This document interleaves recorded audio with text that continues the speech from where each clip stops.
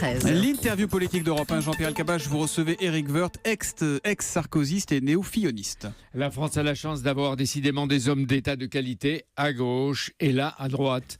Après ce débat, bienvenue Éric Woerth, bonjour. Merci, bienvenue. François Fillon vous a désigné pour être ce soir un des orateurs de son dernier meeting à Paris, à la porte de Versailles. François Fillon et Alain Juppé sont donc deux partisans d'idéologie libérale. Et l'un, François Fillon, plus marqué que l'autre. Est-ce que vous pensez que les Français y sont prêts ? Les Français, ils attendent de la liberté. Ils veulent pas un carcan. Et on voit bien que la France, elle étouffe sous ce carcan. Ils veulent aussi de la protection. Mais il faut évidemment protéger. Jusque-là, est-ce que vous pensez que les grandes promesses d'un libéralisme radical, reconnu par François Fillon radical, seront appliquées un jour ? Ça dépend de la manière dont on a ce que veut dire radical. Ça veut dire un libéralisme qui permet de faire en sorte que les entreprises elles recommencent à créer de l'emploi et que les Français ne ploient pas sous les impôts et sous les normes de toute nature. Pensez par exemple aux agriculteurs. Donc la liberté, c'est le premier mot de notre devise républicaine. De la liberté en économie, de l'autorité partout dans le reste de la société, notamment sur les sujets régaliens et de sécurité. Est-ce qu'hier, c'était pas le meilleur débat d'Alain Juppé ? Ah, ils ont été bons tous les deux. Heureusement qu'en finale de cette compétition, heureusement que nous avons deux bons candidats. Le quatrième était le meilleur. Et parce que ce débat ne peut pas être comparé aux autres pour la bonne raison qu'ils ont eu le temps. Ils ont eu le temps de parler, de s'expliquer sur des sujets compliqués. Je le dis comme Thomas et je le pense, de n'avoir entendu ni vision, ni vrai échange, ni écologie, ni terrorisme, ni migrants, ni Turquie, ni Chine, ni Europe. Oui, mais enfin, on a entendu économie, fiscalité, protection sociale, affaires internationales. On a entendu beaucoup de choses. Et c'est pas un débat. Pardonnez-moi, Jean-Pierre Elkabbach, c'est pas uniquement un débat sans vision. Je pense que les Français, ils attendent des choses très concrètes. Au fur et à mesure, elles se développeront. L'élection présidentielle, c'est dans 6 mois. Donc, on n'a jamais été aussi près et aussi précis. Parce que le mal français, il est précis. Les mots français, la crise française, elle est précise. Il faut donc apporter des réponses précises. Alors, on va l'être. Sur des cas précis, la colère de François Fillon sur le modèle social. Il dit qu'il faut le refonder pour qu'il soit plus juste. Il prend l'eau de partout et il n'existe plus.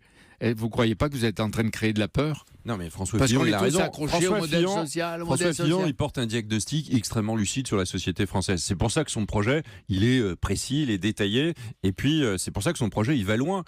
Comme la crise est très très forte et bien plus forte que dans d'autres pays, il faut bien réformer plus en profondeur que beaucoup d'autres pays. Et il faut protéger, évidemment, notre modèle républicain. Et dans le modèle républicain, il y a le modèle social. Et le modèle social, c'est plus de protection pour les Français. Et quand ce modèle social, il est endetté et perclus de dettes, ça veut dire qu'il n'est pas durable. Et ça, il faut affronter cela. La santé, l'assurance maladie, les deux sont d'accord, on l'a noté, pour abroger la loi sur le tiers payant, pour mieux considérer et rémunérer les médecins. Mais sur la sécurité sociale, il y a des différences. Alain Juppé a accroché François Fillon, qui accepte de rembourser les soins sur les 40 maladies graves et de longue durée, mais pas les médicaments qu'il appelle de confort. Alors à quel moment on passe d'une maladie protégée à l'autre ? Est-ce qu'il n'y a pas ambiguïté ? Ça, ce sera au médecin de le dire. En fait, on est dans un système aujourd'hui où tout le monde fait tout. Il faut clarifier ce système. Aujourd'hui, vous avez à la fois des mutuelles, les complémentaires, et puis de l'autre, vous avez la sécurité sociale. Les deux, on ne sait plus qui est responsable de quoi. Oui, qu'est-ce que dit François Fillon ? François Fillon, il dit il faut clarifier les choses entre ce qui relève de la protection de la sécurité sociale et ce qui relève des mutuelles. La sécurité sociale, c'est quelque chose de fondamental en France. Nous voulons protéger la sécurité sociale française. Et cette sécurité sociale aujourd'hui, elle produit beaucoup de déficits. Il y a 150 milliards d'euros de déficit. Comment vous voulez faire en sorte que vos propres enfants payent pour vos propres maladies ? Ça, c'est pas possible.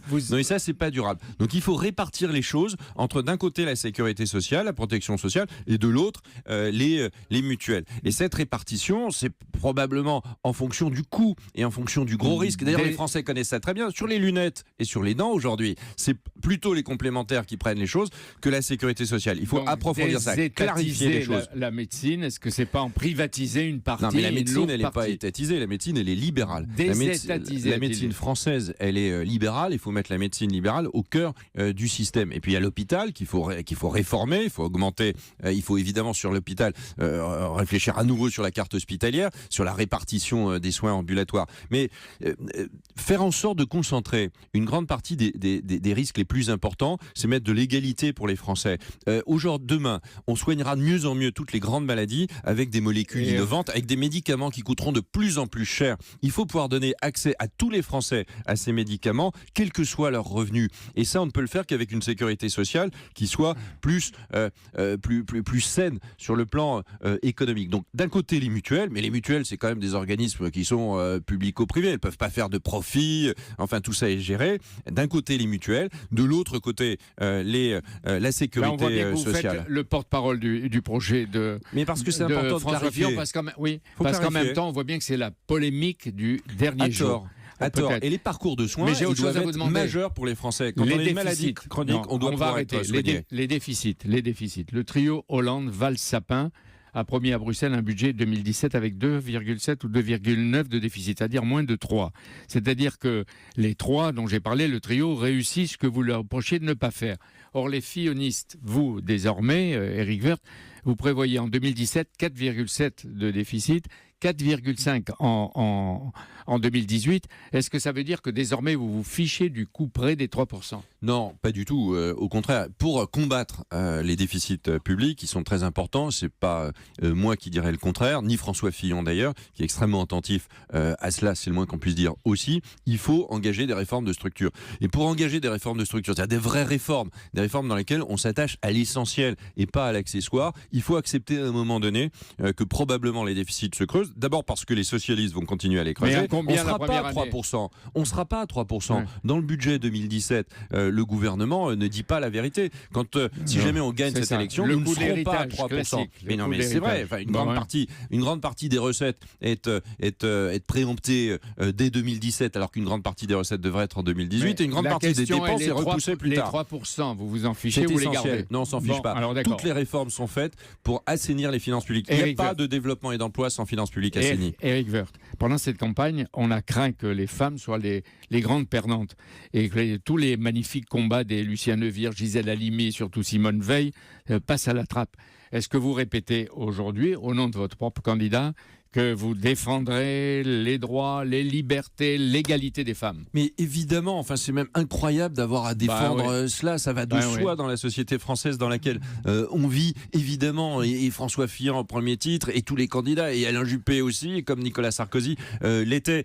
Tout ça est extrêmement important. L'égalité entre l'homme et les femmes. Débat. Oui, mais il ne faut pas créer de fausses polémiques. Si on crée de fausses polémiques, alors à ce moment-là, on met la peur chez les Français. C'est ce qu'il a fait. On instille des rumeurs. Oui, et ça, c'est pas bien. Pour tout vous dire, parce que de la qualité aujourd'hui de notre débat dépend la qualité du rassemblement qui demain va venir. Il y aura un 28 novembre après le 27. Et vous aurez le débat avec X pour la gauche. François Fillon affirme qu'en 2017, Marine Le Pen, au deuxième tour, ce n'est pas une fatalité.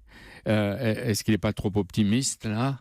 Non, il a raison, il n'y a aucune fatalité. D'ailleurs, il est la preuve vivante de ça. Il devait être exclu du deuxième tour, il est en tête de façon spectaculaire. Donc il n'y a pas de fatalité. Vous savez, le débat présidentiel, il n'a pas encore commencé. C'est le débat à la primaire aujourd'hui. Le débat présidentiel, pour l'instant, nous n'avons pas de candidat de gauche. Je ne sais pas qui sera candidat et la gauche est totalement éparpillée. Vous n'avez aucune idée. Non, je n'en sais rien. Et quand vous voyez par exemple que le chômage a baissé, que c'était un test que François Hollande dit...